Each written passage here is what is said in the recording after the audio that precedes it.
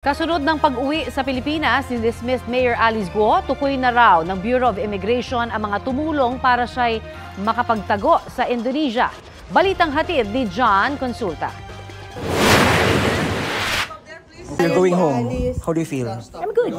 You're good? Yeah, I'm good. Are you okay now? Yes. Okay. Do you have a message to Yung mga accusations sa'yo, you're confident you can answer it? Are you going to go? Are you going to respond? Wala po muna yung Naka-thumbs up si dismissed Banban Mayor Alice Guo nang kamustahin namin sa Indonesia bago siya ilipat pabalik ng Pilipinas para harapin ang patong-patong na reklamo laban sa kanya. Sa isang punto, nakipag-selfie pa sa kanya ang ilang opisyal mula sa Pilipinas at maging sa Indonesia. Okay. Ma'am, dito ma'am. May mga tinanong pa kami kay Guo pero mailap siya sa pagsagot. Ma'am, by boat ka ba? By plane? Umalis sa Pilipinas? Magpapa-interview po. Kahit yun lang. Tinanong din siya ng media kung may mensahe siya para sa abogado niyang si Attorney Stephen David. Message to Attorney Stephen. Sa isang punto, nung nagpupulong ang mga otoridad ng Pilipinas at Indonesia, nabanggit pa ni Guo kay Intersecretary Benhur Abalos na nagkita na sila dati. Hi, sir. Alice. Oh, ikaw pala si Alice. Hindi kita Nakita ko nakikilala. tayo before. Saan? Tarlac po, sir. Ando ka ba nung mayor ka noon? Opo. Ando sila, no? Sila governor? Opo, opo, sir. Yung nagpunta. Ikaw talaga. Pero nabanggit din ni Guo ang tungkol sa umano'y death threat laban sa kanya. Humihingi ng tulong si Guo kay Abalos, pero sa tugon ni Abalos, nawala ang audio. Sir, katulong. May decret po kasi. Di bale, basta importante.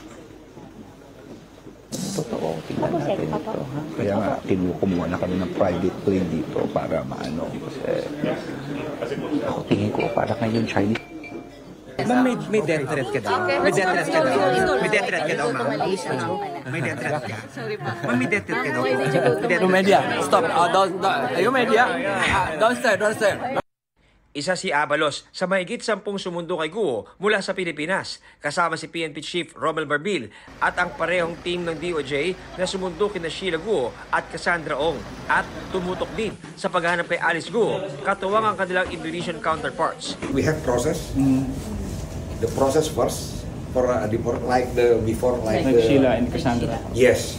Ayon sa BI, tukoy na ang mga personalidad na tumulong umano kay Guo para makapagtago sa Indonesia. Ilang beses nilang nagpalipat-lipat ng pinagtataguan si Guo. Sa mga litratong ito nakuha sa iba-ibang lugar sa Indonesia, makikita siyang may kasamang lalaki at maiksi na ang buhok. Bago naman siya naaresto sa townhouse na ito sa Tangerang City sa Indonesia. Based dun sa information na binato sa akin ng ating informant, sinasabi na takot din daw siya, sinasabi niya sa Chinese mafia.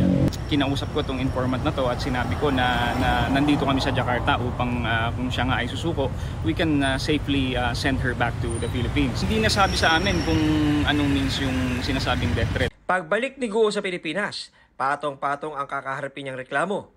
Qualified human trafficking dahil sa pagkakaugnay sa Pogo sa Bambantalak.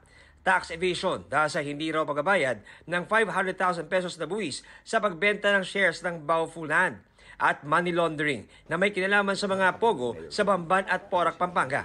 May petition din para kansilahin ang kanyang birth certificate, freeze order sa kanyang bank accounts at ari-arian at co-warranto petition para ipawalang bisa ang kanyang proklamasyon bilang alkalde. Inaprobahan din ang rekomendasyon ng Common Law Department na imbestigahan si Guo para sa umano'y material misrepresentation dahil sa pagsisinungaling umano sa Certificate of Candidacy noong tumakbo siya bilang mayor noong 2022 elections.